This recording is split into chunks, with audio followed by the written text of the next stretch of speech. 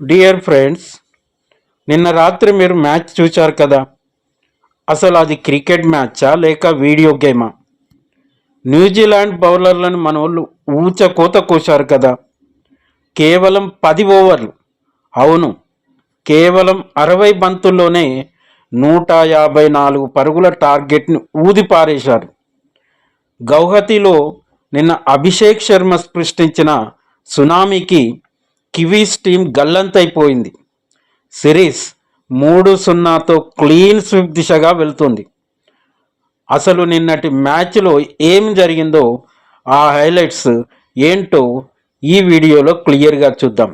Welcome to Vedavyasa academy. మొదట toss గెలిచిన మన కెప్టెన్ సూర్యకుమార్ యాదవ్ బౌలింగ్ ఎంచుకున్నాడు.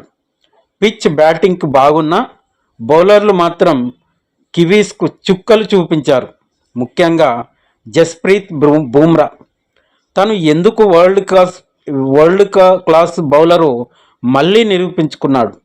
తన 4 ఓవర్లో కేవలం 17 పరుగులు ఇచ్చి 3 కీలకమైన వికెట్లు పడగొట్టాడు. ఇక చాలా కాలం తర్వాత టీంలోకి వచ్చిన రవి బిష్ణోయ్ 2/18 కూడా మిడిల్ ఓవర్లలో కివీస్ని కట్టడి చేశారు. ఒక దశలో గ్లెన్ ఫిలిప్స్ 48 రన్స్ కాస్త పోరాడినా మిగతా బ్యాటర్లెవ్వరూ నిలదొక్కుకోలేకపోయారు. చివరకు 20 ఓవర్లలో న్యూజిలాండ్ కష్టపడి 153 పరుగులు మాత్రమే చేయగలిగింది. ఇక్కడ క్రెడిట్ మొత్తము మన బౌలర్లకే ఇవ్వాలి. అసలు కథ సెకండ్ ఇన్నింగ్స్లో మొదలైంది. 154 రన్స్ టార్గెట్ అంటే 16 నుంచి 17 ఓవర్లు పడుతుందేమో అనుకున్నాం. కానీ మన ఓపెనర్ అభిషేక్ శర్మ మూడ్ వేరేలా ఉంది. ఫస్ట్ బౌల్కే సంజు శాంసన్ డకౌట్ అయినా అభిషేక్ శర్మ మాత్రం తగ్గేదేలే అన్నట్లు ఆడాడు. ఫ్రెండ్స్, ఇది నోట్ చేసుకోండి. కేవలం 14 బంతుల్లోనే హాఫ్ సెంచరీ. టీ20 హిస్టరీలో ఒక ఇండియన్ చేసిన సెకండ్ ఫాస్టెస్ట్ 50 ఇది.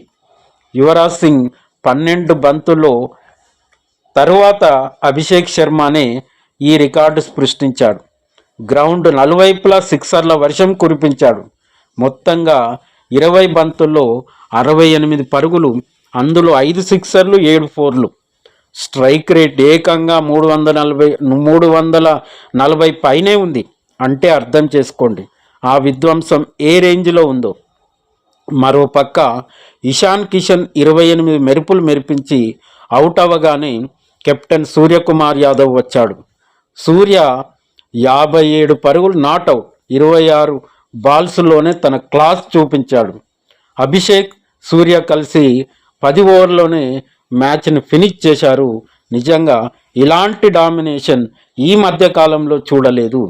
ఈ గెలుపుతో 5 మ్యాచ్ల సిరీస్లో ఇండియా 3-0తో అజేయంగా ఆధిక్యం సాధించి సిరీస్ కైవసం చేసుకుంది.